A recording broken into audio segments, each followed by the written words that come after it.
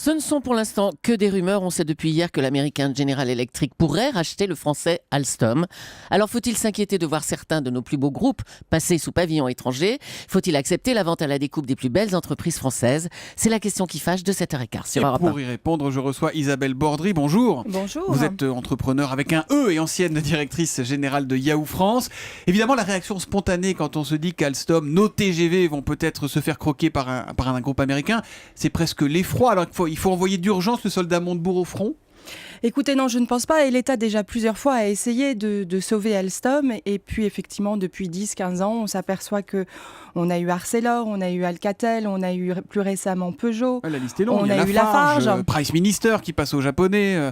Alors, pourquoi ? Bah oui. On parlait tout à l'heure du Code du travail suisse, on parlait tout à l'heure de la lourdeur fiscale et des dépenses publiques.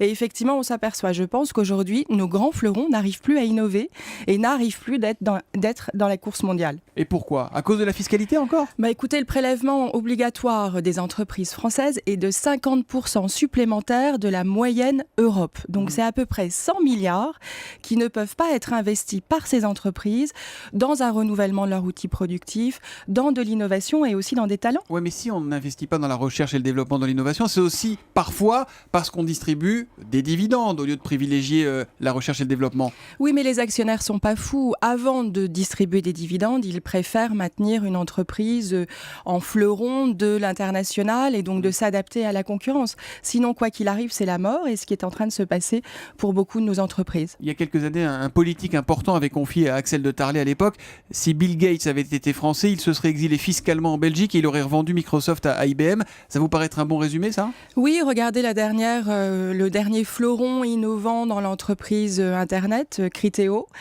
Toute l'équipe est partie aux États-Unis et la société, qui est un des fleurons de la publicité sur Internet, est partie se coter au Nasdaq. Bon, alors, il y a une situation qui est celle qu'on connaît, Isabelle Bordry, mais là, dans l'urgence, je reviens à mon Arnaud Montebourg. Est-ce qu'il faut tout faire pour empêcher qu'un groupe comme Alstom passe aux mains américaines de General Electric ? Écoutez, de toute manière, je pense que le marché français est trop petit. Donc, s'il y a des positions à prendre sur des produits absolument stratégiques, il doit être fait au niveau européen.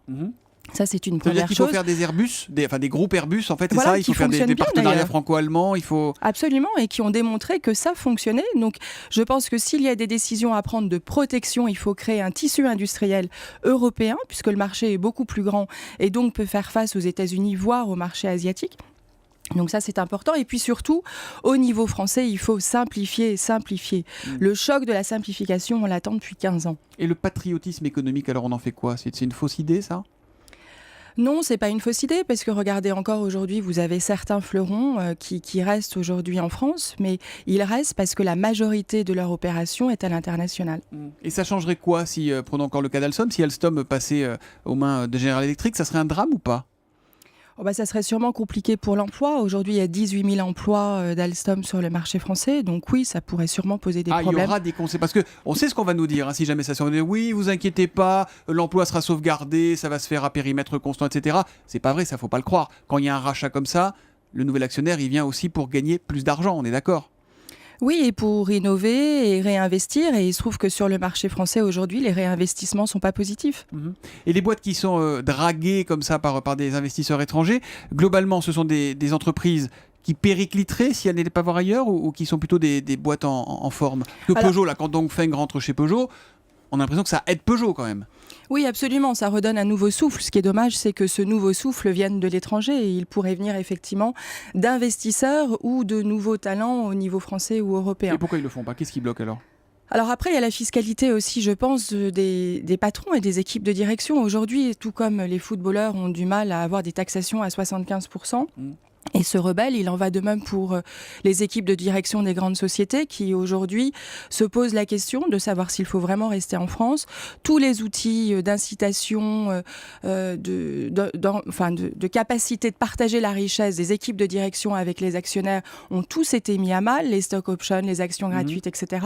Et donc aujourd'hui, ça pénalise l'intégralité du système Donc français. là, vous dites qu'il faut revenir en arrière, il faut revenir à ces stock options délirants, ces parachutes dorés, il faut ouvrir les vannes quoi, pour garder nos entreprises, c'est ça? Alors après, l'idée, c'est d'être raisonnable. On a toujours en France cette espèce de clivage des riches contre des patrons contre les salariés. C'est pas vrai. L'idée, c'est qu'il faut que les deux fonctionnent ensemble On sait que et quand- de quand manière les patrons intelligente. peuvent faire absolument ce qu'ils veulent dans beaucoup de boîtes, c'est la porte ouverte à n'importe quoi. Et regardez la Suisse. Tout à l'heure, on parlait d'un SMIC à 3 900 €. Pourquoi ? Parce qu'aujourd'hui, il n'y a que 9% de la population qui gagne moins de 3 900 €. C'est le rêve de tous les Français et de tous les patrons français notamment. Isabelle Bordry, dernière question. Est-ce que tout ça, ça fragilise notre économie ou pas? Est-ce qu'il faut avoir peur de ça ou pas? Oui, bien sûr, parce que la difficulté, c'est qu'aujourd'hui, on n'a plus le tissu de PME qui est aujourd'hui capable, dans les 10 ans à venir, à mon sens, de devenir un de ces fleurons comme on avait Alcatel, Péchinet, Peugeot. Nos PME sont absolument bridées et il faut les aider à grandir, à grossir dans un complexe, un écosystème beaucoup plus simple. Et en tout ça n'inquiète pas les marchés financiers, puisque hier, le titre Alstom a gagné 11% sur ces simples rumeurs à la Bourse de Paris. Merci Isabelle Bordry d'être venue ce matin sur Europe 1.